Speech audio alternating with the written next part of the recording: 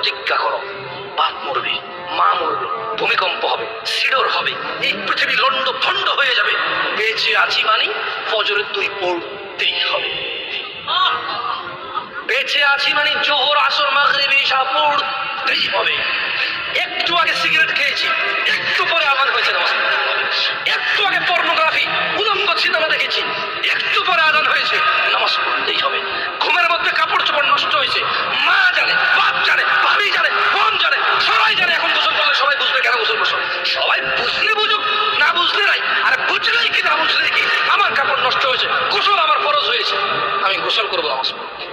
আল্লাহ তাআলা বলেন, ইয়াউমা লা ইয়ানফাউ মালুন ওয়ালা বানুন, যেদিন ধন সম্পদ সন্তান সন্ততি কাজে আসবে না, ইল্লা মান আতাল্লাহ বিকলবিন সালিম, সেদিন উপকৃত হবে শুধু ওই অন্তর যে বিশুদ্ধ।